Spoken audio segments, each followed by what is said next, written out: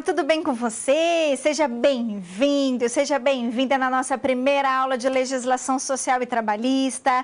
Tudo bom com vocês, gente? É um prazer estar aqui com vocês. A gente iniciando o nosso semestre com a nossa primeira disciplina, né, inclusive, e a gente vai conversar bastante sobre direito do trabalho. Eu sou a professora Janaína Vargas Testa, eu sou mestre em Direito e também atuo como advogada, inclusive na área trabalhista. Então é com muito prazer que a gente vai falar de vários assuntos aí voltados ao direito do trabalho, pensando não somente no ponto teórico, mas também pensando na prática do direito do trabalho e principalmente como a gente pode fazer o uso desse conhecimento para o nosso dia a dia profissional, ou seja, lá nas organizações, nas instituições que vocês estiverem trabalhando, mas também para a vida pessoal, né? Afinal de contas, é sempre bom a gente conhecer um pouquinho os nossos direitos. Bacana? Então, vamos lá para a tela e a gente começa ali vendo que o tema da nossa primeira aula é a tutela do direito dos trabalhadores na atualidade.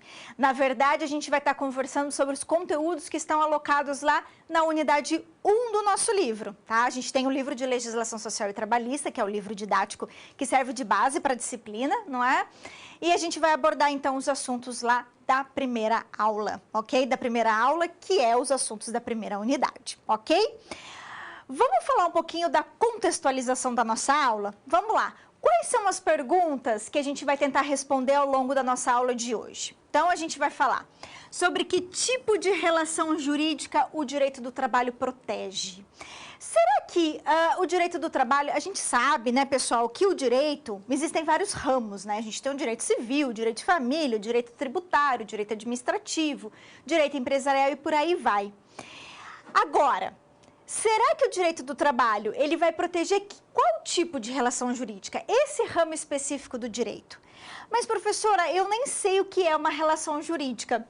Uma relação jurídica pode ser uma relação social, uma relação humana, né? Ou seja, uma relação que se torna conflituosa de uma certa forma, porque há um conflito ali envolvido nessa relação, e aí a gente vai saber qual tipo de direito do trabalho vai proteger esse tipo de relação jurídica. E o que significa flexibilização do direito do trabalho? O tema da flexibilização é um tema que está muito atual, né? que muita gente discute a questão da flexibilização. Aliás, o discurso da flexibilização ele ganhou muita força a partir da reforma trabalhista. Então, a gente vai entender o que significa flexibilizar o direito do trabalho, tá? Será que relação de trabalho é sinônimo, ou seja, é a mesma coisa que relação de emprego? E a gente vai ver que não, que na verdade a relação de trabalho não é a mesma coisa que relação de emprego. Tá? A gente vai ver que na verdade a relação de trabalho ela é um pouco mais abrangente e a relação de emprego é uma espécie de relação de trabalho. Eu sei que no dia a dia, pessoal, a gente utiliza como se fossem termos sinônimos, mas a gente vai ver que eles não são. E aí nós vamos entender quais são justamente o linear de cada um, né? Ou seja, o caminho de cada um, o que cada um abrange, certo? E a gente finaliza a nossa aula falando sobre o que é teletrabalho.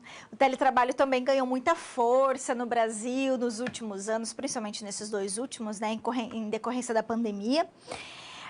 O teletrabalho já tinha sido regulamentado pela reforma trabalhista em 2017, com a lei 13.467 de 2017, que alterou substancialmente a CLT.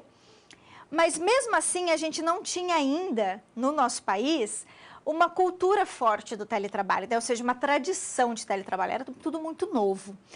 Mas, em decorrência da pandemia do coronavírus e tendo em vista que a gente precisou criar medidas de distanciamento social, o teletrabalho acabou sendo aí uma alternativa muito viável, né? E ele acabou, então, criando aí uma cultura, né, do trabalho do home office, de exercer o trabalho em domicílio, que a gente imagina que é uma cultura que está sendo construída e eu imagino que mesmo depois da gente passar dessa calamidade pública, a gente espera que seja logo, né, o teletrabalho vai continuar sendo uma realidade muito significativa, ou seja, uma grande forma de, né, um modo de trabalho, um modo de execução de trabalho, uma modalidade de trabalho que realmente veio para ficar, né? Então, a gente vai conhecer um pouquinho sobre o teletrabalho, o que caracteriza, qual é a regulamentação que nós temos na CLT a respeito do teletrabalho, Bacana? Essas são todas as perguntas que a gente vai tentar responder. Vamos tentar não, a gente vai responder, né? Ao longo da nossa aula. E essa é a contextualização, então, do conteúdo da aula de hoje.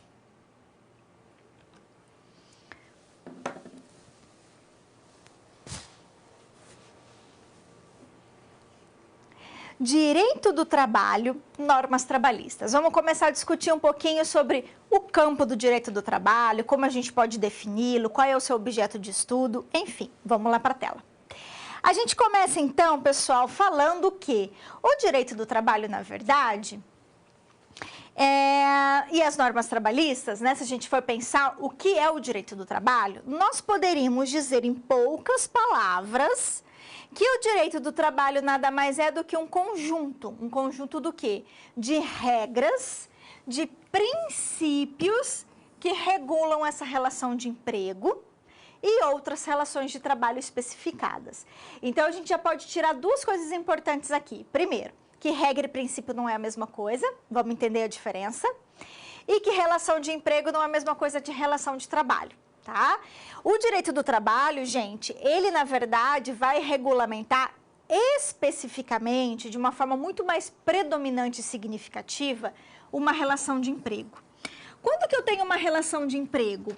Quando eu tenho empregado e empregador e registro no CTPS, registro em carteira e seguir os termos da CLT. Aí eu tenho uma relação de emprego, tá?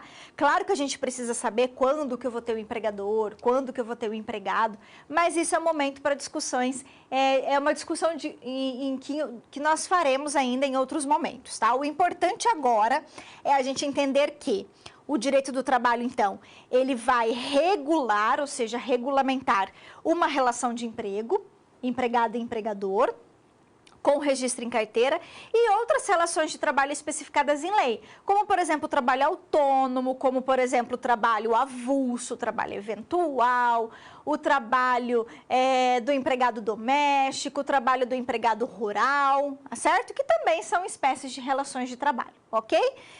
Apesar de que o empregado doméstico e o empregado rural também são espécies de empregados, eles também estão inseridos numa relação de emprego.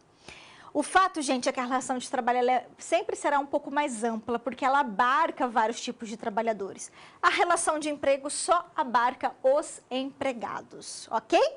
Então, o direito do trabalho vai regular tanto a relação de emprego como outras relações de trabalho e ele também possui regras e princípios. Vamos conversar um pouquinho sobre isso. E a gente precisa também saber que o direito, sob o ponto de vista didático, o direito do trabalho pode ser dividido entre direito individual e direito coletivo. Então, vamos conversar um pouquinho sobre isso. Primeiro, vamos entender o que são regras e o que são princípios. Na verdade, quando a gente está falando de norma jurídica, nós estamos falando tanto da regra quanto do princípio. Então, regras e princípios são espécies de normas. Tudo bem? Ambas, regra e princípio, elas podem e devem ser aplicadas, tá? Elas não podem ser violadas, elas devem ser respeitadas. Mas qual é a diferença de um princípio jurídico para uma regra? A regra jurídica, ela sempre estará expressa na lei.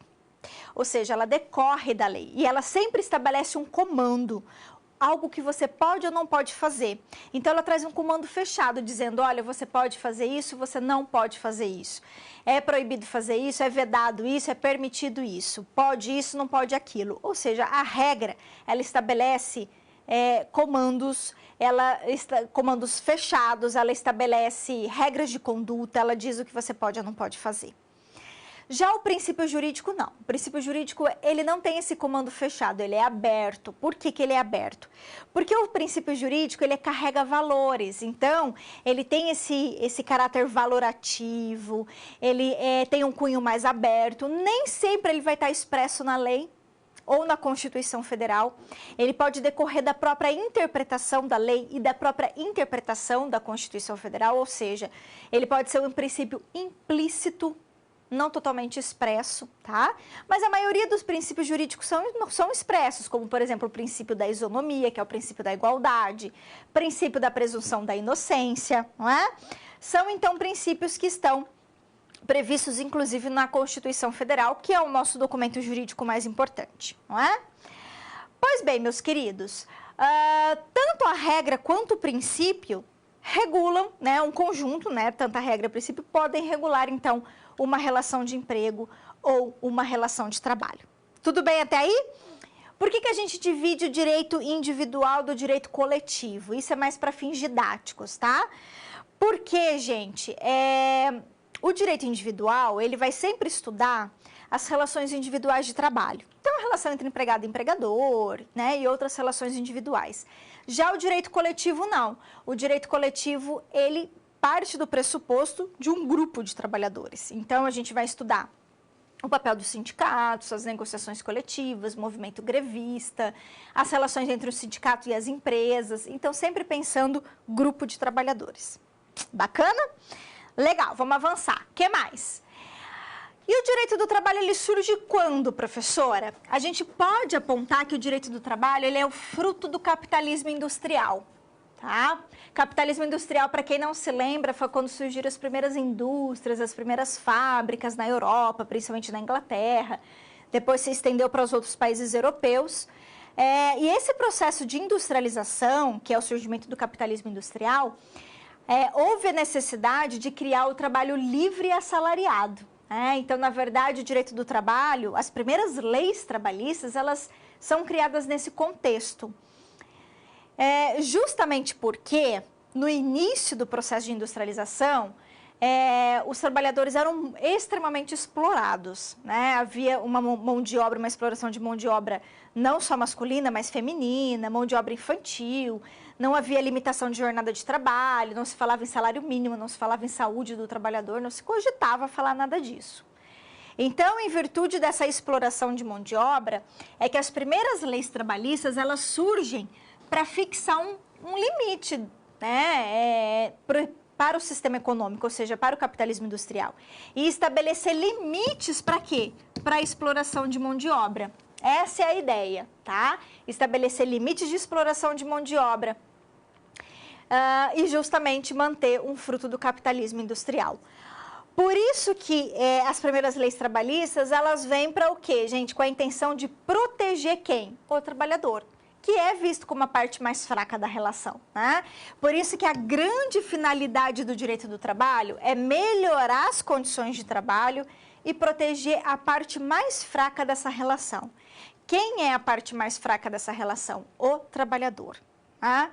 Então, o direito do trabalho, obviamente, que ele também vai estabelecer deveres ao empregado, ao trabalhador, vai estabelecer deveres ao empregador, mas ele tem como essa função primordial o quê? Justamente trazer melhores condições de trabalho para a parte mais fraca, que é o trabalhador.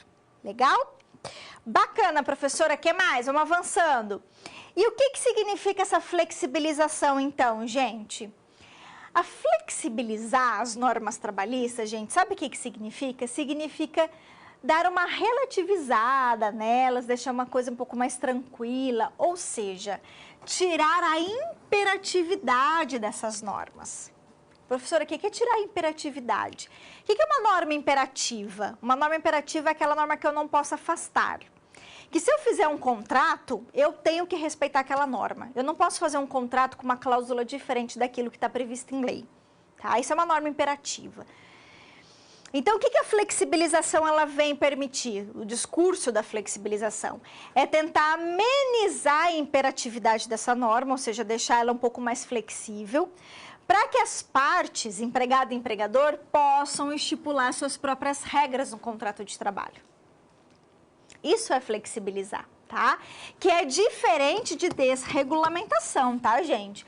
Não tem nada a ver com desregulamentação, porque desregulamentar significa derrogar leis, eliminar direitos, excluir direitos, que não é a mesma coisa. E a reforma trabalhista, ela veio muito fortemente com o discurso da flexibilização. Por quê? Porque ela veio com essa ideia de livre negociação, ou seja, de modo que os empregados e empregadores pudessem negociar o seu contrato de trabalho, tivessem liberdade para fazer essas negociações, para que eles pudessem discutir as cláusulas contratuais, percebeu?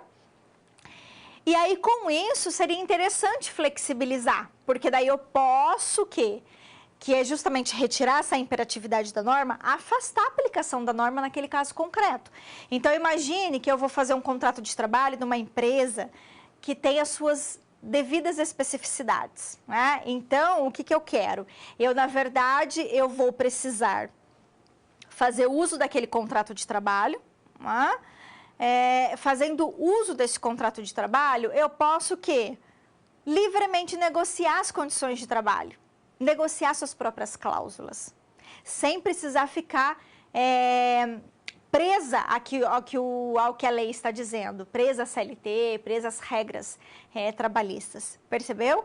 Então, assim, a ideia é muito boa. Se a gente for pensar a ideia de flexibilização, ela é muito positiva, porque é legal essa questão da própria negociação entre empregado e empregador, para não ficar justamente se prender às regras trabalhistas, né? Ou seja, tirar, então, amenizar um pouco essa imperatividade das normas, é muito legal.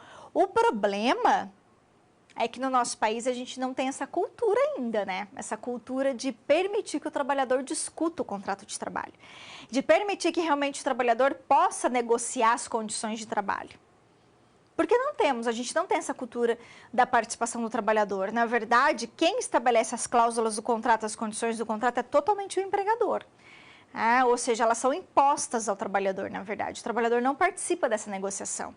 Mas aí se a gente chegar ao patamar, né, de livre negociação, realmente o trabalhador puder participar como sujeito ativo na construção desse contrato de trabalho, aí realmente, a flexibilização ela vai funcionar. Mas por enquanto ela realmente acaba sendo um pouco falaciosa, né? Pois bem, e a reforma trabalhista, então, ela veio com esse discurso, porque a reforma trabalhista defendeu muito a questão da livre negociação, principalmente com a negociação com a participação do sindicato, né? Aí muita gente me pergunta, professora, a reforma trabalhista ela é um avanço, ela é um retrocesso? A gente ainda não tem uma pergunta pronta para dizer isso para vocês, porque obviamente que há controvérsias e há defesas para os dois lados. Há quem fala que realmente é muito mais importante que a reforma trabalhista, sim, ela representou um avanço, porque ela permitiu essa negociação, essa livre negociação, flexibilizando algumas normas, e há quem diz que na verdade ela é um retrocesso, porque ela eliminou direitos e ela dificultou também a aquisição de alguns direitos. Eu diria para vocês que os dois fundamentos, há bases para serem sustentados, tá? Os dois fundamentos podem ser sustentados, mas o grande discurso também para a reforma trabalhista foi a ideia de trazer empregabilidade para o Brasil. E isso realmente não ocorreu, muito pelo contrário, né? Muito antes da pandemia, obviamente que a pandemia, ela intensificou esse problema, né, de desemprego no país, obviamente, mas muito antes da pandemia a gente já não tinha tido uma melhora por causa da reforma. O que, na verdade, nos leva a acreditar que mudar a legislação trabalhista, sob o pretexto de que vai gerar empregos, acabou sendo outra falácia, né, porque mudar a legislação trabalhista não gera automaticamente empregos, ok? É isso, meus queridos, mas aí eu deixo aí para você refletir sobre esse aspecto, e aí a gente vai saber, né, daqui a alguns anos ainda se a reforma teve esse aspecto positivo ou negativo, tá bom? E com isso, então, a gente fecha o nosso bloco.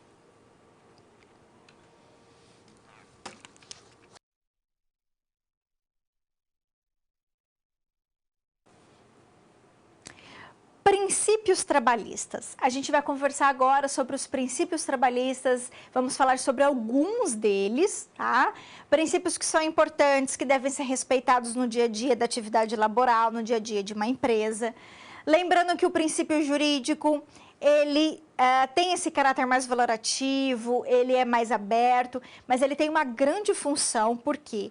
Porque ele ajuda na interpretação do direito, na aplicação do direito, ele dá um norte para o legislador, quando o legislador vai criar uma nova norma, né? E é importante que a gente conheça, então, esses princípios trabalhistas, pelo menos os mais importantes, tá bom? Então, vamos começar. E a gente começa falando do primeiro princípio, que talvez seja o mais importante para a gente, que é o princípio da proteção.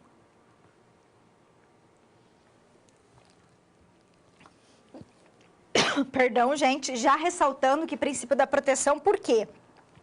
Porque ele protege o trabalhador, tá? A ideia é aqui. Só que o princípio da proteção, ele é subdividido em mais 3 princípios. Princípio da norma mais favorável, da condição mais benéfica e do princípio do indúbio pró-operário. Então, vamos conversar sobre cada um desses princípios. Olha só. Princípio da norma mais favorável. No princípio da norma mais favorável, eu terei sempre 2 ou mais normas, mais leis para serem aplicadas naquele caso, e eu vou selecionar e escolher aquela que é mais benéfica a quem? Ao trabalhador, né? Justamente por isso que a gente fala que é princípio da norma mais favorável, ok? Então, esse é um primeiro aspecto. Segundo, princípio da condição mais benéfica. Da condição de trabalho mais benéfica. Se eu fui contratada sob uma determinada condição e ao longo do meu contrato de trabalho essa condição piorou, eu tenho o direito de escolher a condição, de me manter na condição anterior, justamente para atender o princípio da condição mais benéfica. Essa é a ideia, tá?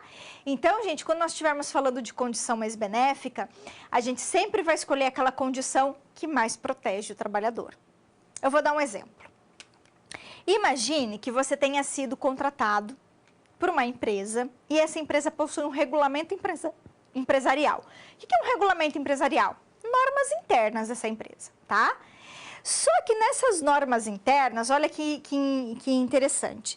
Essa empresa, nessas normas internas, ela estabelece alguns benefícios, dá alguns direitos. Vamos imaginar lá a cesta básica, vamos imaginar que ela pague, dá algum tipo de bolsa para estudos, né? É um regulamento que ela tem, então ela concede alguns benefícios.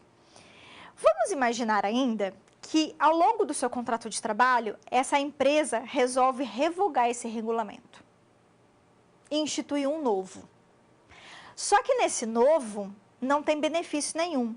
Ou até tem, mas ela acaba eliminando, excluindo alguns direitos que estavam previstos no regulamento anterior. Aí eu te pergunto, você tem direito de se manter sob a condição mais benéfica, sendo regido pelo regulamento anterior? Sim. Para que a gente possa atender o princípio da condição mais benéfica, você então teria condições de requerer o quê? Que seja mantido o regulamento anterior. Por quê, gente? Porque esse regulamento novo, ele até poderia atingir os novos contratados, mas eles não poderiam atingir aqueles contratos de trabalho que já estavam vigentes. Porque o regulamento empresarial, o que acontece? Ele acaba fazendo parte do contrato de trabalho, não é? Então, não poderia um novo regulamento pior, que elimina direitos, retroagir para atingir um contrato de trabalho que já está vigente. Percebeu? Justamente para que a gente possa obedecer ao princípio da condição mais benéfica. Certo? Bacana. Agora, vamos pensar o seguinte. O que é o princípio do indúbio pró-operário? Ele, na verdade, é bem parecido com o indúbio pró-réu lá do direito penal. Lá no direito penal, quando a gente está com dúvidas, a gente sempre faz uma interpretação favorável a quem? Ao réu, a quem está sofrendo o processo, que foi imputado ele o quê? Uma conduta criminosa, não é? Agora vamos trazer aqui para o direito do trabalho. Também é mesmo raciocínio. Se eu estou com dúvidas ou se eu tenho várias interpretações possíveis a serem feitas, eu vou escolher a interpretação que mais favorável ao trabalhador, para protegê-lo, certo? Então, vamos lá para a tela para a gente fechar, olha só. Então, gente, aqui no princípio da norma mais favorável, eu sempre vou ter 2 ou mais normas, e aí eu vou escolher aquela mais favorável. E aqui no indúbio pró-operário, eu posso ter somente uma norma a ser aplicada. Mas essa norma tem o quê? 2 ou mais o quê? Interpretações. Então, para eu ter interpretações diversas, eu vou escolher aquela que mais favorece o trabalhador. Legal? Bacana! Tudo com a intenção de proteger o trabalhador, tá? Vamos avançando. Qual é o nosso próximo princípio? Vamos lá para a tela para a gente ver. Princípio da primazia da realidade. Bem tranquilo. O que é a primazia? Colocar em primeiro lugar a verdade aquilo que é real, sempre vai prevalecer sobre o documento. Então, se o documento for mentiroso, se o cartão ponto, por exemplo, não condiz com a jornada real cumprida pelo empregado, se o contrato de trabalho estabelece uma função diversa da que o empregado realmente executa na realidade, o que vale sempre é o que é real. Tá? Por isso, gente, que a importância da prova testemunhal no direito do trabalho, justamente por quê? Porque a testemunha, ela vai ter condições de dizer que aquele documento é falicioso, que aquele documento não retrata a realidade, não é? Bacana! Que mais? Vamos para o próximo princípio. Princípio da continuidade da relação de emprego. Gente, esse princípio também é bem tranquilo, ele tem por fundamento, na verdade, preservar a relação de emprego, tá? Então, a gente tem que lembrar que o contrato de trabalho é de trato sucessivo, então, em regra, ele é por tempo indeterminado. Já o contrato por tempo determinado, ele é excepcional. A gente ainda vai estudar em outras aulas sobre as modalidades de contrato por tempo determinado, tá? Mas o que a gente precisa saber agora? Que o princípio da continuidade da relação de emprego ele é uma presunção favorável ao empregado. Por quê? Porque é óbvio que é muito mais interessante para o empregado que o contrato de trabalho se mantenha ao longo do tempo, né? E é justamente por isso que a contratação do empregado, em regra, é feita por tempo indeterminado. Para que eu possa contratar um trabalhador com tempo determinado, ou seja, já sabendo quando vai ser a rescisão do contrato dele, isso só é permitido nas hipóteses previstas em lei, tá? Por isso que é uma exceção, justamente para a gente atender o princípio da continuidade da relação de emprego. Bacana? E aí, com isso, para a gente fechar esse bloco, princípio da razoabilidade. Ele não é um princípio só do direito do trabalho, tá? Ele é um princípio que se aplica a todos os ramos do direito, que vem dizer o seguinte para a gente: as condutas tanto do trabalhador quanto do empregador, elas têm que ser razoáveis, ponderadas, não podem ser arbitrárias, desproporcionais. Por quê, gente? Para a gente respeitar a boa-fé, respeitar os direitos fundamentais, respeitar a dignidade da pessoa humana, não é? Então, por exemplo, se eu quero aumentar a segurança da minha empresa e quero instalar câmeras de segurança, obviamente que eu vou instalar essas câmeras em locais o quê? Que não fere a intimidade e a privacidade do empregado, não é? Então, sob o pretexto de eu garantir a segurança da minha empresa, da minha propriedade, eu não posso, por exemplo, violar a privacidade, a intimidade, a honra, a imagem dos meus empregados. Não posso colocar, por exemplo, uma câmera nos vestiários, nos banheiros, obviamente que não, né? Então, por isso que a gente tem que tomar sempre condutas o quê? Razoáveis. Tá certo? E com isso, então, a gente fechou mais uma discussão.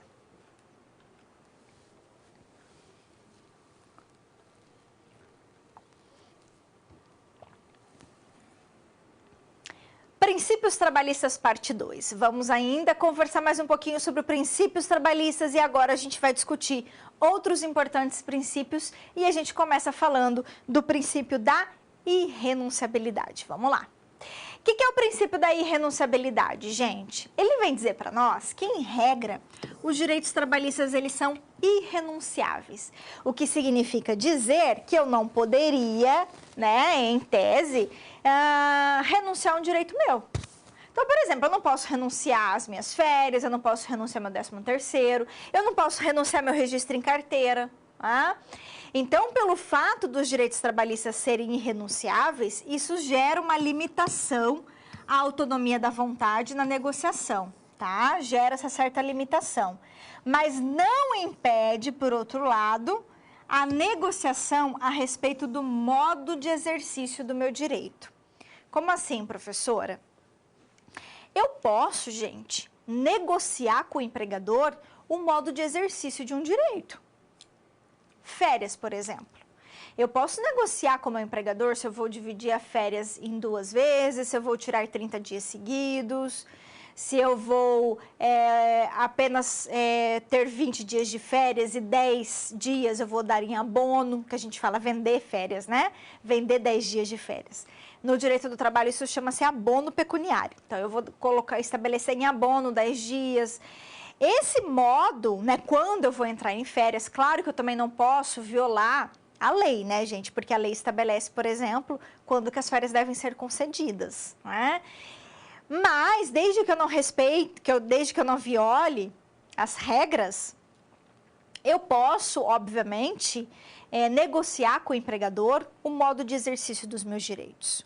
O que eu não posso simplesmente é renunciar a eles. Eu não posso falar para o empregador, olha, eu não preciso de férias. Não precisa me conceder férias durante os próximos 3 anos. Isso é nulo para o direito do trabalho. É nulo por quê? Porque é um direito que o empregado não pode renunciar. Tudo bem? Bacana. Por que ele não pode? Olha lá na tela. Porque a renúncia, gente, ela é uma manifestação unilateral, que simplesmente o empregado vai abrir mão do direito dele, tá? Então, ele não pode renunciar em relação a dispositivos de lei de ordem pública, como, por exemplo, registro em carteira. Falar, olha, eu quero trabalhar aqui como empregada, mas eu não quero ser registrada. Não posso fazer esse tipo de renúncia, tá? E também não posso fazer renúncia a direitos que estão previstos na Constituição Federal, principalmente no artigo 7º da Constituição, e também tratados internacionais que o Brasil tenha assinado e ratificado. Bacana? Agora, como eu já havia mencionado, eu posso o quê? Transacionar, eu posso negociar o modo de exercício de direito. Olha lá na tela. O que é a transação? A transação ela é possível porque ela é bilateral. Então, tanto o empregado quanto o empregador podem fazer algumas concessões, né? Então, o empregado, de uma certa forma, faz uma concessão de um lado, abre mão de uma situação, o empregador também vai lá e dá uma retribuição, também faz uma concessão, certo? Então, eu posso fazer transação a direitos patrimoniais, né, gente? O que é direito patrimonial? Que envolve dinheiro. Posso fazer, por exemplo, negociar meu salário, né? Como que eu vou receber o meu salário, enfim. O que eu não posso ficar transacionando também são direitos que eu não posso dispor. O que é direito indisponível? Direito que eu não posso dispor. Não posso dispor do meu direito à saúde, não posso dispor do meu direito à honra, meu direito à minha imagem, não posso dispor do meu registro em carteira, por exemplo, não posso dispor de negociar aquilo que faz parte, por exemplo, da minha personalidade, como meu direito, como meu nome, minha honra, minha intimidade, minha privacidade. Normas de saúde e segurança do trabalho, não posso dispor disso, não posso dispor do meu direito de usar equipamento de segurança. Por quê? Porque está ligado à minha saúde. Tá? Então, eu poderia, na verdade, transacionar situações que envolvem direitos patrimoniais, direitos que eu posso dispor. O que aquilo que é indisponível eu não posso nem sequer transacionar, tá bom? Na verdade, para a gente entender essa questão de transacionar ou não, é muito na prática, tá? A gente tem que avaliar muito o caso concreto e verificar se aquilo é possível ou não renunciar. Mas sempre tentam olhar, fazer a leitura disso por esse norte, né? Lembrando que eu posso negociar direitos patrimoniais, como, por exemplo, férias. Eu vou lá, então, negociar quando que eu vou entrar em férias, vou tirar 20 dias apenas, vou, entre aspas, vender 10 dias de férias. Ok, isso é direito patrimonial, eu posso fazer, né? Então, se eu posso dispor disso, eu posso dispor de 10 dias de férias, eu não posso dispor de 20 dias de férias, por exemplo. Aí eu já não poderia, entendeu? Por quê? Porque a lei, ela traz um limite. E esse limite que a lei traz, não é porque simplesmente a lei fala não pode vender 20 dias de férias, vender entre aspas, porque não é esse o termo correto, tá? Por que eu não posso? Porque férias está ligado ao direito ao descanso. O direito ao descanso é uma norma, é um direito que está ligado ao quê? À saúde do trabalhador. Então, é algo que eu não posso dispor. Ninguém pode dispor da sua saúde. Estão percebendo? Então, é isso que a gente tem que começar a raciocinar, tá bom? É isso, meus amores, e com isso, então, fechamos mais uma discussão.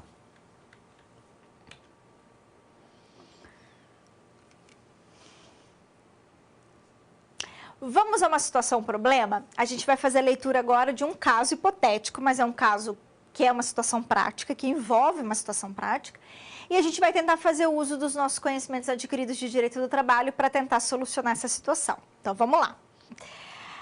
Então, é o seguinte, gente, a Marcela, olha o que aconteceu com a Marcela. Ela foi contratada como vendedora externa de produtos de beleza. Até aí tudo bem, né? O trabalho dela era visitar salões de beleza, oferecer cosméticos e por aí vai. 2 semanas após o início do labor, é que o departamento pessoal da empresa fornecedora dos produtos de beleza convocou a Marcela para assinar documentos. Tá, então a gente já percebe aí uma irregularidade. Por quê? Porque ela começou a trabalhar e só 2 semanas depois é que ela foi assinar a documentação, tá? Uma das cláusulas estipulava que sua jornada seria das 8 às 18, com 1 hora de intervalo. Olha só. Porém, a Marcela, ela foi orientada a não seguir esse horário. Então, foi dito para ela que o horário seria X, que é o horário, inclusive, que ela deveria anotar no cartão ponto, mas que na prática ela não precisava seguir esse horário. Esse horário, por quê? Porque quanto mais ela trabalhasse, maior seria a remuneração. Já que a Marcela, ela era vendedora, então ela ganhava por comissão, né? Havia um outro documento em que ela renunciava o direito às férias e no outro que determinava o pagamento no caso de trabalho noturno. O horário noturno é das 22 às 5 horas da manhã, quando a gente estiver falando de trabalhador urbano, tá? De um adicional de 35%, na verdade, não sobre o salário, mas sobre a hora diurna dela. Então, se ela ganhar, vamos imaginar que ela tivesse lá um salário de R$20 por hora, né? Aí, obviamente, que ela receberia R$20, se a hora dela é R$20, ela receberia noturna, hora noturna, com mais 35% sobre os R$20. Pois bem, né? Até aí tudo bem, mas aí quais são os questionamentos aqui que a gente tem? Primeiro, a Marcela não está acobertada aqui pelos direitos trabalhistas?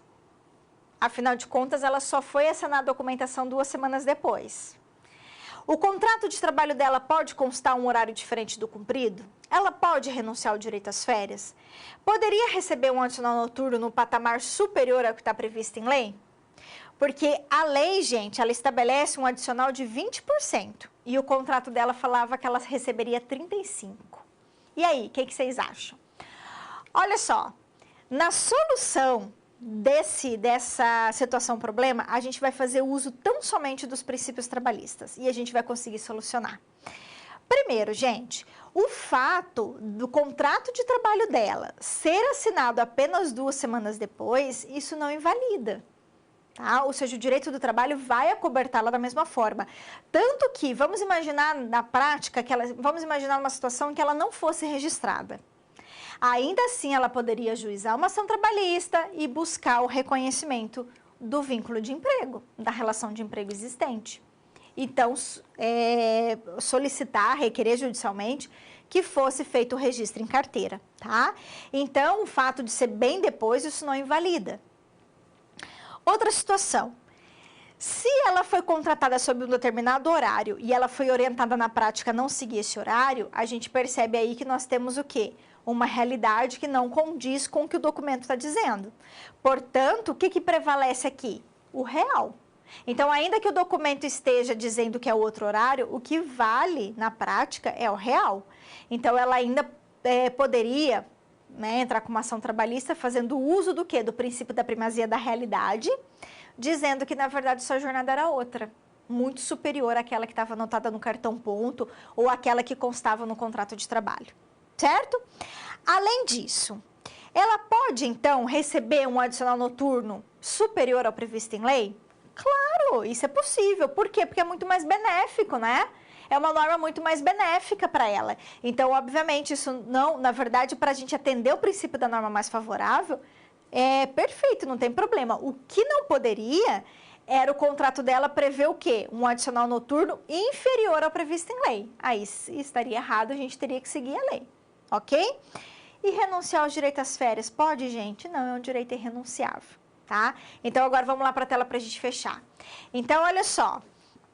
Na verdade, a Marcela está sim acobertada pelo direito do trabalho, né? O fato, então, do horário dela estar diferente viola o princípio da primazia da realidade. A Marcela também não pode renunciar às férias, ela pode somente negociar o exercício delas, mas não renunciar. E o pagamento do adicional noturno no patamar acima do previsto em lei é possível, né? Para atender o princípio do quê? O princípio da norma mais favorável. Tá vendo? Somente com princípios a gente resolveu essa situação problema. Bacana? E com isso, então, fechamos mais uma situação problema.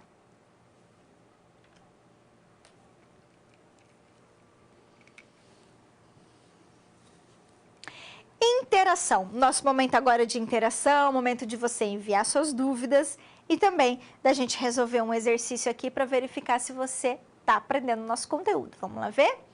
Olha só, gente, é um exercício de um concurso público e que eu preciso que vocês façam uma leitura dessa assertiva, dizendo se ela está certa ou errada. Tá? Eu vou dar um tempinho para você fazer, envie sua dúvida e eu volto daqui a pouco.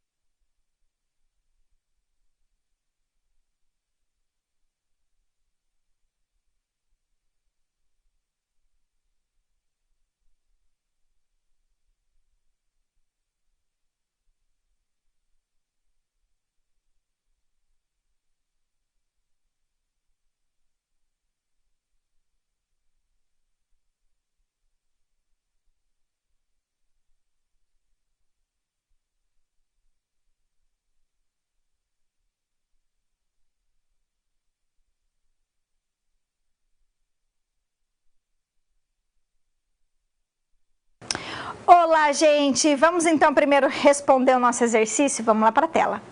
E aí ele diz o seguinte para a gente: a supressão de direitos trabalhistas instituídos por regulamento de empresa só alcança os empregados admitidos posteriormente? Sim. Somente, tá certíssimo. Por quê, gente? Justamente para atender qual princípio? Princípio da condição mais benéfica, não é isso? Ou seja, o princípio da condição mais benéfica. Se o empregado se houve supressão de direitos por regulamento, por um novo regulamento, esse novo regulamento vai atingir quem? Somente os novos trabalhadores e não os anteriores, ok? Pois bem, então tá certa a nossa assertiva. Olha só, eu tenho aqui algumas dúvidas de vocês, perguntando o seguinte: professora, no caso de uma empresa agir de má fé, pedir para o funcionário assinar um documento, sendo que o funcionário não leu, e aí, depois, ele pode entrar com uma ação na justiça, né, e fazer uso do princípio da primazia da realidade? Sim, duas questões aqui a gente precisa apontar. Primeiro, a gente tem que tomar cuidado com aquilo que a gente assina, tá? Os documentos que a gente assina para o nosso empregador. Por quê? Porque daí depois, se aquele documento ele não condiz com a realidade, porque a gente só vai aplicar esse princípio quando o documento retrata uma situação que não era real. Tudo bem? Aí, como que eu vou provar que aquilo que estava no documento não era real? Como que eu vou provar? Fazendo uso de uma testemunha. A testemunha vai tentar ir lá provar para o juiz que aquele documento não retrata a realidade, tá? O que isso não se confunde com o fato de muitas vezes a gente assinar documento e concordar com algumas coisas que o empregador está estipulando. Porque às vezes a gente fala, eu assinei, mas eu não queria ter assinado, não concordava. Mas, infelizmente, eu sei, gente, que quando nós estamos numa relação de emprego, a gente acaba assinando tudo, porque se a gente não assinar, a gente vai ser mandado embora, né? Eu entendo perfeitamente isso. Mas nem sempre o judiciário entende, né? Então, às vezes, o judiciário vai entender que se você não foi coagido a assinar aquele documento, né? Ou seja, ninguém colocou uma arma na sua cabeça, ninguém fez uma pressão para você. A não ser que você consiga provar que você foi coagido a assinar aquele documento, que se você não realmente não assinasse, você seria mandado embora, mas é muito difícil fazer essa prova. Então, muitas vezes, o que vai acontecer na prática? O juiz vai entender que você assinou aquele documento porque você quis, portanto, você concordou com aquilo. Isso é uma situação, tá? Que é diferente da situação do princípio da realidade sobre a forma. Por quê? Porque na primazia da realidade, eu estou querendo dizer o seguinte, que eu assinei sim um documento, mas esse documento não retrata a realidade. Aí eu vou ter que provar por meio de testemunha que aquele documento não é real, ok? Essa situação é diferente da situação que eu falo assim, eu assinei, mas eu não queria ter assinado. Assinou, você acabou concordando. Tudo bem? Isso que a gente tem que tomar cuidado, tá? Pois bem, vamos ver uma outra dúvida aqui. Os trabalhadores contratados anteriormente ao regulamento podem utilizar-se de benefícios anteriores a este. Isso mesmo, pessoal do Guaranta do Norte, Mato Grosso, certinho. É isso aí, tá? Às vezes, na prática, isso não acontece, tá, gente? Vou ser sincera com vocês. Às vezes, na prática, o empregador vai falar assim, meu querido, vai seguir só o novo regulamento e aí você vai ter que entrar com uma ação trabalhista depois, tá? Mas você vai ganhar essa ação trabalhista. Já vou dizer para vocês por quê. Porque esse entendimento da condição mais benéfica, esse entendimento já está pacífico nos tribunais e que o trabalhador ele tem direito, inclusive, de escolher qual regulamento ele quer. E se ele quer o regulamento mais benéfico, ele tem direito de optar pelo mais benéfico. Só não vai ter direito de fazer essa opção os novos contratados, né? Então, por exemplo, se eu sou Janaína, fui contratado e só tem aquele regulamento agora, é só aquele regulamento que eu vou seguir. É diferente da situação daquela pessoa que já estava na empresa, sob um determinado regulamento e aí mudou o regulamento para pior. Aí essa pessoa, sim, ela tem direito de escolher qual é mais benéfico para ela. Nem sempre o empregador vai respeitar isso na prática, tá? Mas aí cabe uma ação trabalhista, ok?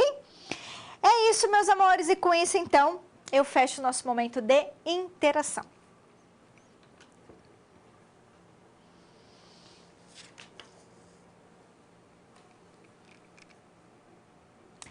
Relação de trabalho. A gente vai conversar sobre um tema agora também muito importante, sobre uma expressão, um termo e uma expressão utilizada muito no direito do trabalho, que é essa relação de trabalho. Antes da gente ir lá para a tela, eu quero que vocês pensem o seguinte comigo. Todo mundo que coloca à disposição a sua mão de obra, ou seja, que despende energia para alguém que está lá, né, trabalhando, prestando um serviço, seja para o empregador, seja para um tomador, essa pessoa, ela é um trabalhador, tá? Agora, existem vários tipos de trabalhadores, certo? Então, quando a gente está falando de relação de trabalho, a gente vai abarcar todos aqueles trabalhadores que colocaram a sua mão de obra à disposição. Todos aqueles que estão colocando a sua mão de obra à disposição e recebem em troca, obviamente, uma contraprestação salarial, certo? Então, quando a gente fala de relação de trabalho, nós estamos falando de uma maneira muito ampla. Então, a relação de trabalho ela é genérica, ela é ampla e ela vai abarcar todos esses tipos de trabalhadores. Que é diferente da relação de emprego, que em outro momento a gente vai conversar. Por quê? Porque na relação de emprego, quando eu falo de relação de emprego, eu estou falando do empregado e do empregador. Empregado, gente, é aquele que vai trabalhar, que vai ter registro em carteira, que vai seguir a CLT, que vai trabalhar de forma subordinada, seguindo ordens de alguém. Esse é a figura do empregado. Então, o empregado que está dentro de uma relação de emprego, na verdade, ele está inserido numa espécie de relação de trabalho. Então, a relação de trabalho ela é ampla e ela abarca a relação de emprego, que é uma espécie de relação de trabalho, que é o empregado, mas também ela abarca o trabalho eventual, o trabalho autônomo, o trabalho avulso, que são outras espécies de relações de trabalho. Percebeu? Essa é a grande sacada que a gente tem que entender, tá? Então, vamos avançar. Olha só. Então, a relação de trabalho, ela tem esse caráter genérico. Ela se refere, então, a todas as relações jurídicas que têm como objeto o quê, gente? O labor humano. Alguém que colocou à sua disposição o seu trabalho, tá? Então, ela engloba as relações de trabalho autônoma, o eventual, o avulso, que a gente vai falar daqui a pouquinho. E ela também abarca a relação de emprego. A relação de emprego também é uma espécie de relação de trabalho, tá? Só não vai abranger, ela só não abrange a figura do servidor público estatutário. Por quê? Porque o servidor público estatutário, ele presta concurso e ele segue,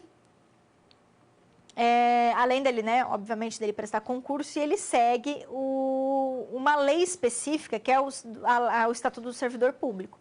Então, por exemplo, no âmbito federal, a gente tem a Lei 8.112 de 90, que é uma lei que estabelece o Estatuto do Servidor Público Federal. Então, é uma lei específica, tá? Então, é justamente por isso que nós não vamos aplicar para outras, por isso que o direito do trabalho não vai ser aplicado para esse tipo de relação. Porque quem estuda o servidor público e essas leis específicas é o direito administrativo e não o direito do trabalho, tá?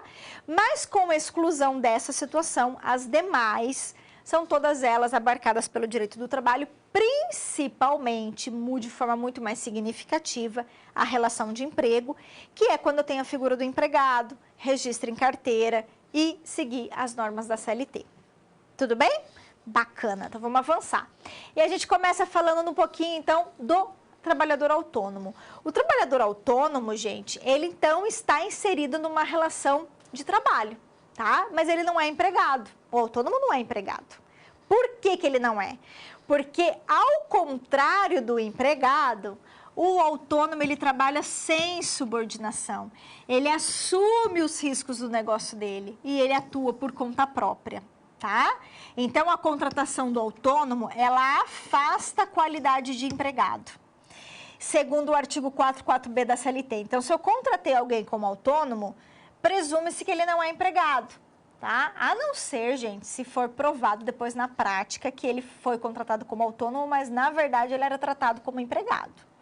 Aí, obviamente, que nós temos um problema, por quê? Porque a realidade não condiz com a contratação dele, né? Mas qual é a grande característica do trabalhador autônomo? O nome já está dizendo, trabalhar com autonomia. Então, é ele que vai estabelecer as condições de trabalho, é ele que vai estabelecer a sua jornada, é ele vai atuar por conta própria. É trabalhar com autonomia, é não estar subordinado a ninguém, não ter dependência em relação a ninguém. Então, quando você contrata alguém como autônomo, em tese, você não pode fiscalizar, não pode controlar, não pode estabelecer regras. Por quê? Porque o autônomo, ele tem que ter liberdade para trabalhar. Ele que vai assumir os riscos do negócio dele. Então, é ao contrário da figura do empregado. Porque o empregado, ao contrário, né? O empregado segue ordens, o empregado ele vai seguir o horário estipulado pelo empregador, vai ser fiscalizado, controlado. Só que o empregado não assume risco nenhum. Agora, o trabalhador autônomo não, ele atua por conta própria, gente. Então, o trabalhador autônomo, ele tem que ter essa liberdade de trabalhar. Por quê? Porque ele não tem subordinação, ele não pode estar subordinado a ninguém, certo? E o eventual? Vamos falar um pouquinho dele? O eventual, gente, ele trabalha para várias pessoas, na verdade, né? Então, ele não permanece, ele não se fixa na empresa, ele não presta o serviço com habitualidade. Não, por quê? Em regra, obviamente, que o serviço dele é feito com autonomia e a contratação dele é esporádica, né, gente? Por que é esporádica, professora? Porque o trabalhador autônomo, o trabalhador eventual, perdão, ele é contratado por um evento certo e determinado. Então, por exemplo, imagine que lá na minha empresa eu esteja precisando consertar o elevador ou fazer qualquer tipo de conserto. E aí eu convoco um trabalhador que faz esse serviço, ele vai lá, então, ou seja, eu convoco o trabalhador eventual para aquele evento certo e determinado. Olha, arrume o elevador, terminou, prestou o serviço, foi embora. Ele não se fixa na empresa, não permanece, o trabalho dele é descontínuo. Então, por isso que a gente chama ele de trabalhador eventual, tá? Esse trabalhador eventual, ele está inserido numa relação de trabalho, mas ele também não é empregado. Tudo bem? E para a gente fechar, uma outra espécie de trabalhador é o trabalhador avulso. Ele também é chamado de avulso porque ele também presta serviço para vários tomadores, logo ele também não é empregado. Qual é a grande característica do trabalhador avulso, gente? A grande característica é que ele tem uma entidade intermediadora. Como assim? Eu vou ter aqui o tomador de serviço, eu tenho 3 pessoas nessa relação, que vai convocar um órgão gestor de mão de obra, ou também pode ser um sindicato, e esse sindicato é que convoca o trabalhador avulso. Então, é uma relação trilateral. Esse trabalhador avulso, ele vai trabalhar, na verdade, para esse tomador. Só que quem faz a convocação é essa entidade que vai intermediar essa relação, tá? Então, essa é a grande característica do trabalhador avulso, tá? O trabalhador avulso, gente, ele é muito comum em cidades portuárias no Brasil. Por quê? Porque o trabalhador avulso muito comum no país é o trabalhador portuário avulso, que trabalha nos portos de navio. Carrega mercadoria nos navios, descarrega, faz limpeza, faz vigilância nos navios, tá? Então, quem trabalha em cidades portuárias provavelmente conhece um trabalhador avulso. E o que ele faz, na verdade? Ele se cadastra nesse órgão gestor de mão de obra, e ele vai ser convocado mediante escala, né? Então, todas as vezes que o tomador de serviço, que é geralmente o operador portuário, ele precisar de um trabalhador avulso, ele vai lá, convoca o órgão gestor de mão de obra, que por sua vez convoca o trabalhador, certo? Então, sempre eu vou ter essa entidade intermediadora. De tal modo que o trabalhador avulso também não é empregado do órgão gestor, também não é empregado dos tomadores. Por isso que ele é chamado de trabalhador avulso. Tudo bem? Bacana. E trabalhador avulso também está inserido numa relação de trabalho, mas ele também não é empregado, certo? E com isso, então, a gente fecha esse bloco.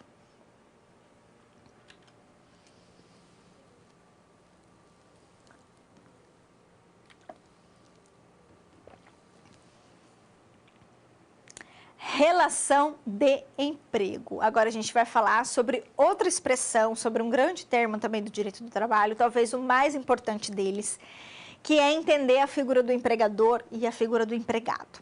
Quando a gente está falando de uma relação de emprego, nós estamos nos referindo, de um lado, a uma relação em que eu tenho de um lado o empregador, e a gente vai saber quem é o empregador, de outro o empregado, a gente vai saber quais são os requisitos para um trabalhador ser considerado empregado. E essa relação de emprego, ela sempre vai ser regulamentada, regida pela CLT, e esse contrato que é feito entre empregado e empregador, ele tem que ser o quê? Registrado em carteira de trabalho, em CTPS. Tudo bem? O direito do trabalho, na verdade, ele vai se ocupar, né, dessa relação de emprego predominantemente, então abarca com muito mais força a relação de emprego. E a gente vai conhecer, então, um pouquinho agora sobre ela, tá? Vamos lá para a tela. Olha só. O que é uma relação de emprego, então? Eu vou ter de um lado o empregador. Quem é o empregador, professora? Tá lá no artigo 2º da CLT. Primeiro, é ele que vai assumir o risco da atividade econômica dele, tá? Não é o empregado que assume. É o empregador. Então, se vai dar lucro, se vai dar prejuízo, se vai vender, se não vai vender, quem vai assumir todo esse risco é o empregador, tá? E é empregador também, quem vai fazer o quê? Quem vai admitir alguém, assalariar, ou seja, pagar um salário e dirigir a prestação pessoal desse serviço. Ou seja, dizer como que ele vai ser executado, fiscalizar esse trabalho, verificar se está tendo resultado, controlar o trabalhador. Né? Então, o empregador pode ser uma pessoa física, pode ser uma pessoa jurídica, pode ser uma entidade beneficente, uma entidade sem fins lucrativos. Aliás, gente, não é requisito para ser empregador ter lucro. Não. Uma entidade que não visa o lucro, uma associação recreativa, pode ter empregados. Uma entidade beneficente pode ter empregados. Né? O que caracteriza a figura do empregado é o fato de eu admitir alguém, pagar um salário e dirigir a prestação pessoal de serviço dessa pessoa. É isso que caracteriza a figura do empregador, tá? Então, o empregador é aquele que vai lá, contrata alguém, paga um salário e dirige a prestação pessoal de serviço dessa pessoa, certo? E o empregado, professora, vamos ver? O empregado, gente, ele está previsto lá no artigo 3º da CLT, tá? E aí o artigo 3º vai dizer o seguinte, que empregado é aquele que presta o serviço por pessoa física. Óbvio, não existe empregado pessoa jurídica, tá? Todo empregado é uma pessoa física. Que presta o serviço com pessoalidade, com habitualidade, com subordinação e com onerosidade. Vamos conversar um pouquinho sobre cada um desses requisitos. O que é trabalhar com pessoalidade? Sou eu que vou lá exercer o trabalho. Sou eu pessoalmente que vou prestar o serviço. Não é minha amiga, meu vizinho, meu fulano, beltrano, não. Sou eu pessoalmente. Eu sou empregada, sou eu que vou pessoalmente exercer aquela atividade laboral, tá? Além disso, com a habitualidade. Porque se for algo eventual, eu não sou empregada, eu sou uma trabalhadora eventual. Se eu, por exemplo, fui contratada para substituir, imagine eu enquanto professora, eu fui convocada para ir lá dar uma substituição, substituir um professor uma vez, fui uma vez durante 4 meses, né? No prazo de 4 meses eu fui uma vez lá, fui convocada para uma instituição de ensino para substituir um professor. Ou para dar uma aula extra, uma aula especial de algum assunto especial. Se eu fui uma vez em 4 meses, depois fui só no outro ano, ou seja, não há habitualidade. Então, eu sou uma trabalhadora eventual. Agora, se toda semana eu ministro aula naquela universidade 2 vezes por semana, aí eu tenho habitualidade, não é? Então, a habitualidade é um dos requisitos para ser considerado empregado, tá?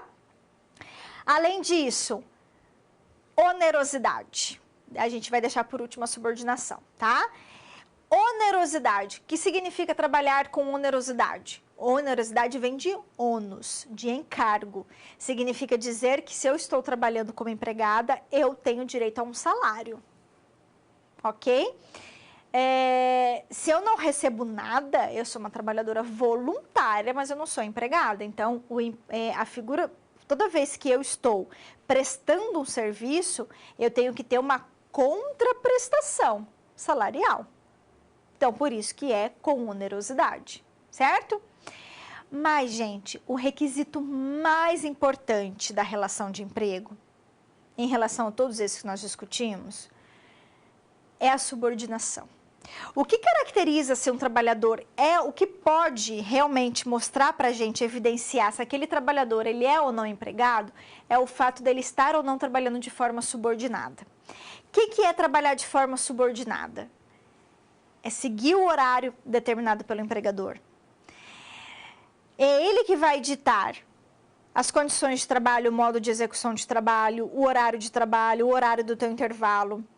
É ele que vai controlar, fiscalizar, verificar se você está produzindo, se você não está produzindo, se ele te controlar. E estabelecer penalidades quando você descumprir, te advertir, aplicar pena de suspensão, aplicar justa causa.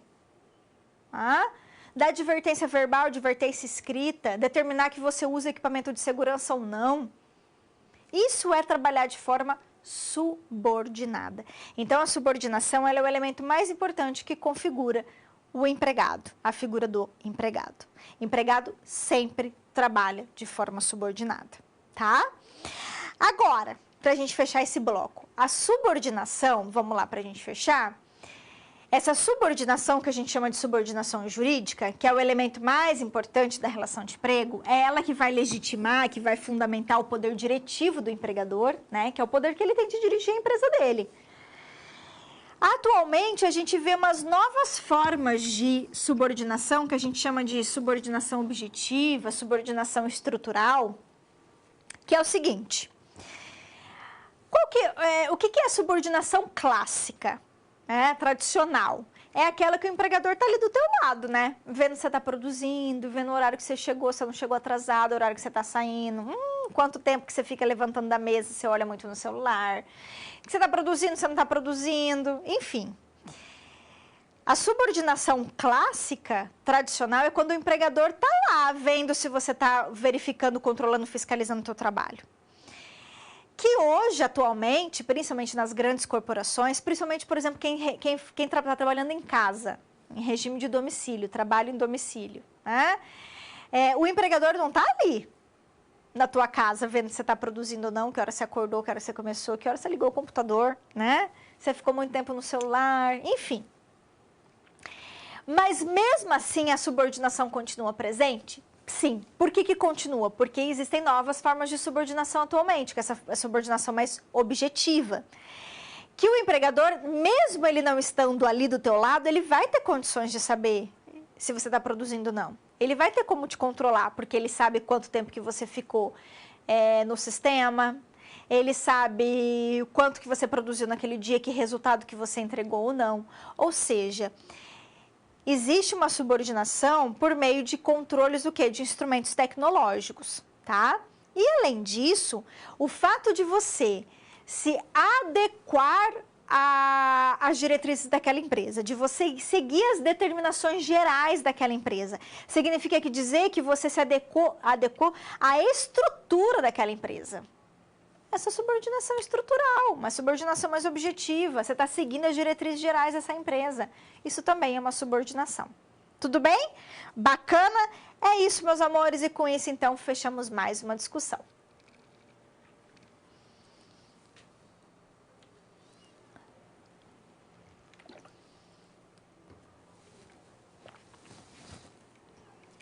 Teletrabalho. A gente vai falar agora de um importante tema que está, vamos dizer assim, muito na moda, né, atualmente, em virtude aí dos últimos anos, né, a partir de 2020, nós tivemos o teletrabalho como uma alternativa, inclusive prevista em lei, né, estabelecida em lei como uma alternativa viável para a manutenção do distanciamento social entre as pessoas em virtude da pandemia do coronavírus.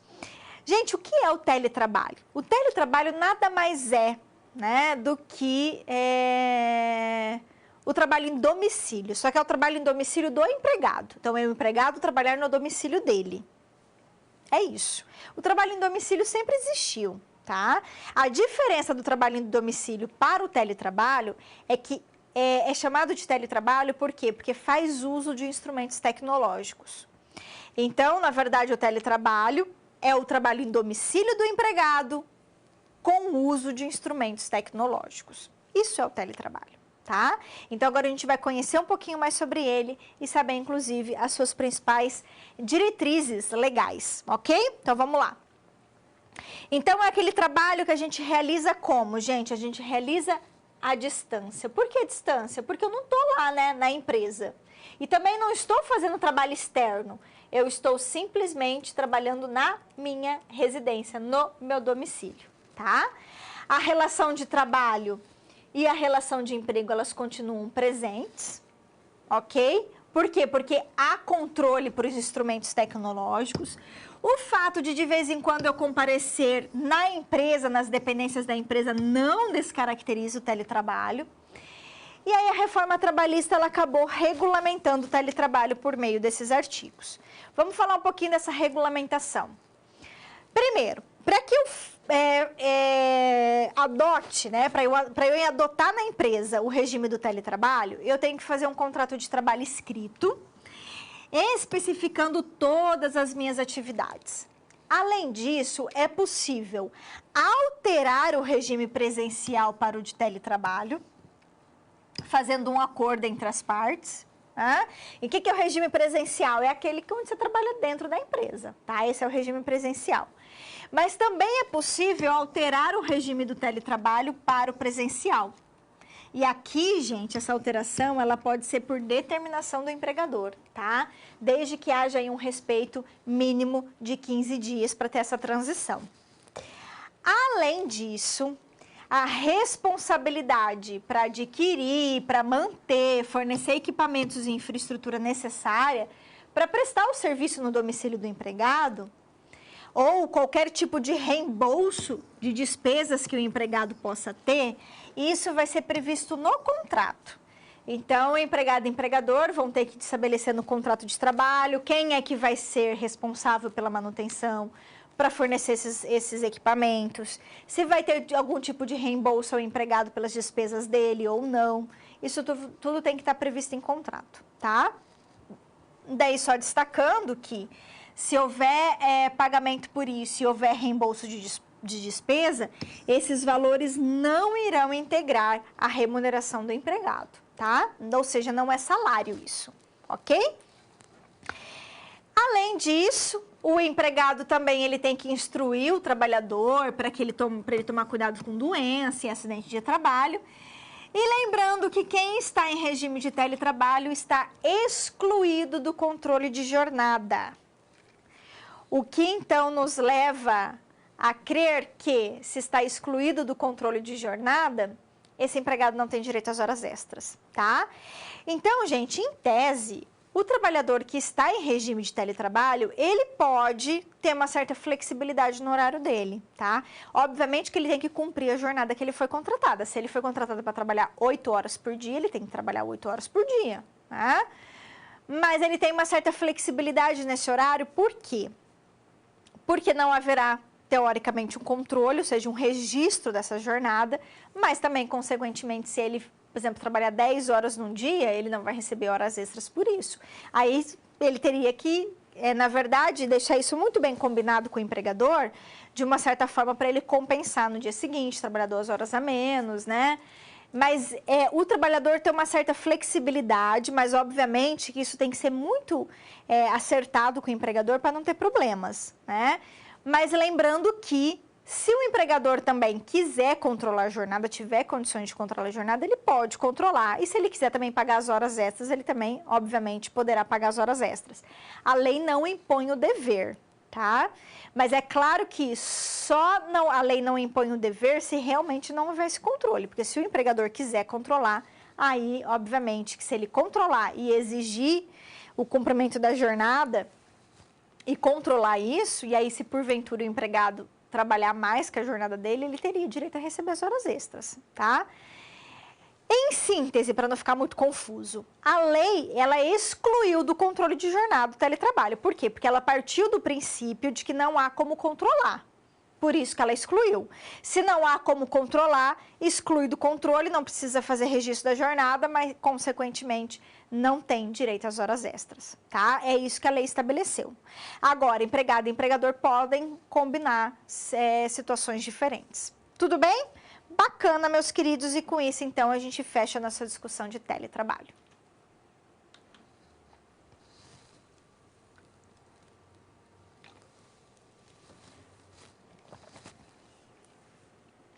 Vamos a mais uma situação concreta? Então, vamos lá. A gente vai ler aqui uma situação problema e a gente vai verificar em que situação o nosso amigo Antônio aqui, ele está enquadrado. O Antônio, gente, aceitou um emprego de carga e descarga nas embarcações de um porto de uma cidade. Não sabia muito bem o que ele ia fazer, mas ele estava muito feliz com tudo isso. Chegando lá, ele se deparou com grandes navios, um porto agitado, né? E aí ele foi orientado a fazer um cadastro e entregar a documentação dele perante um órgão estabelecido lá no porto antes dele começar a trabalhar. Ok. O Antônio ainda foi atendido pela Patrícia e a Patrícia falou o seguinte para ele, ó, você não vai ter registro em carteira, você não vai ser empregado, você vai realizar trabalho para vários operadores portuários, o seu salário vai ser pago por mim e pode acontecer de você não ter trabalho todos os dias, né? Porque afinal de contas o Antônio, ele iria ser convocado mediante escala. Aí o Antônio ficou meio assim, né? Por que ele não vai ter registro em carteira? Será que ele é um trabalhador eventual, já que ele não vai trabalhar todos os dias? Será que ele é autônomo, já que ele vai trabalhar para várias pessoas? Será que o fato dele receber o salário por meio de um órgão gestor de mão de obra, o Antônio então seria um trabalhador avulso? Que tipo de trabalhador a gente pode enquadrar o Antônio, gente? Olha só, nessa situação aqui, a gente só pode entender que o Antônio é o quê, gente? Um trabalhador avulso portuário, né? mas fazendo jus aí todos os direitos trabalhistas, no termos da Constituição. O fato, gente, dele não trabalhar necessariamente todos os dias, já que ele trabalha em escala, não faz dele um trabalhador eventual, tá? O labor avulso, ele ocorre por meio de uma entidade intermediadora, que é esse órgão gestor de mão de obra, e isso não existe no caso do trabalho eventual. O trabalhador eventual não tem essa entidade intermediadora. Trabalhar para diversos tomadores diferentes, sem criar vínculos definitivos, não faz dele um autônomo. Por quê? Porque o trabalhador autônomo demanda liberdade na condução do trabalho, o que não vai ocorrer com o avulso, porque o avulso, ele segue as regras impostas pelo órgão gestor de mão de obra, pelo operador portuário, né? Então, por isso que a gente só pode enquadrar o nosso amigo Antônio aqui na situação de trabalhador avulso. Portanto, ele é um trabalhador portuário avulso e ele está inserido numa relação de trabalho, mas ele não é empregado, portanto, ele não está inserido numa relação de emprego, certo? E com isso, então, a gente fecha a nossa SP.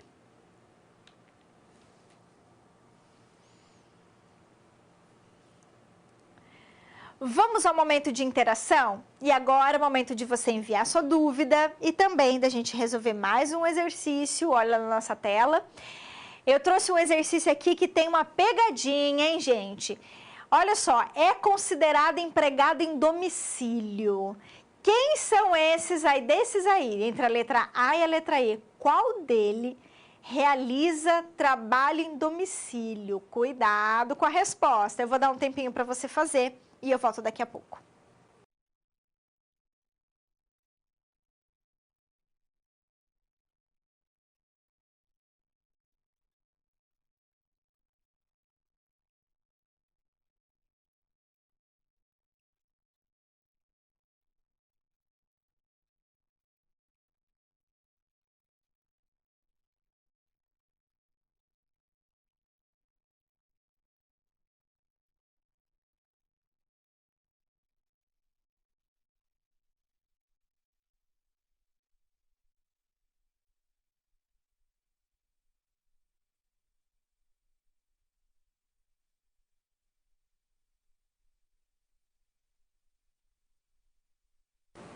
Vamos lá, gente, responder nosso exercício para a gente estar com o nosso tempinho apertado. Olha só, quem é o empregado em domicílio aqui? Não vão me falar que é empregada doméstica, hein? Por que a empregada doméstica não é? O porteiro do condomínio não é? Jardineiro, motorista? Porque todos eles trabalham no domicílio do empregador. Só a costureira que trabalha em casa é que faz regime de trabalho em domicílio. Porque, gente, trabalho em domicílio significa trabalhar no domicílio do empregado. É o empregado trabalhando na casa dele. Então, só pode ser a letra E, nossa resposta, tá? Meus queridos, eu tenho aqui o pessoal de Araguaína, é isso? Tocantins. Um abraço, gente, ó. Um abraço e um beijo para vocês. Estão mandando aqui. Eles perguntaram, gente, a respeito sobre a questão do município ou... A questão do município, a gente tem que ver a legislação, tá? Se são servidores seletistas ou são servidores estatutários. Então, por isso que depende. Se for seletista, servidor seletista, aí a gente vai aplicar o regime da CLT. Então, se retirar dos funcionários direito ao 13º, gente, o 13º ele é um direito previsto na Constituição Federal. Eu não posso retirar do empregado direito ao 13º, tá? A não ser agora no caso da pandemia, que nós tivemos uma certa flexibilização. Por quê? Porque alguns trabalhadores ficaram com o contrato de trabalho suspenso. Aí isso houve uma interferência no 13º, mas retirar o direito ao 13º não pode, tá? É inconstitucional, ok? Certo, meus queridos? Então tem que procurar o direito aí se porventura isso ocorreu. Isso viola a Constituição Federal. O direito ao 13º é um direito irrenunciável, tá? Sobre o teletrabalho, se não houver reembolso das despesas, é possível entrar com uma ação trabalhista e reivindicar esse reembolso? É possível, é legal sim. Mas é claro que você vai ter que provar essas despesas, tá? Então, quem tiver em regime de teletrabalho e tiver um aumento das suas despesas, guarda todo o recibo, documentação. Se houve lá um aumento muito da internet, se teve que melhorar a internet, se teve que comprar computador, se aumentou muito a energia elétrica, telefone, tô aqui criando situações, tá? Tem que comprovar esse aumento de despesas depois para conseguir o reembolso, tá? Mas é possível pedir sim. Tudo bem? Certo, meus amores? Então, a gente fecha agora o nosso momento de interação.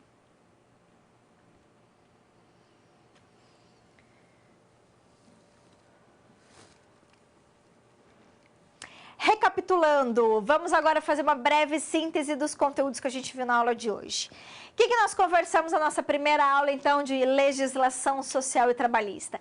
A gente viu qual é o objeto de estudo do direito do trabalho, a gente conversou um pouquinho sobre a flexibilização, né, que é tirar a imperatividade das normas trabalhistas, conversamos sobre os princípios do direito do trabalho, vimos a diferença de relação de trabalho e relação de emprego, vimos que a relação de emprego é uma espécie de relação de trabalho, né?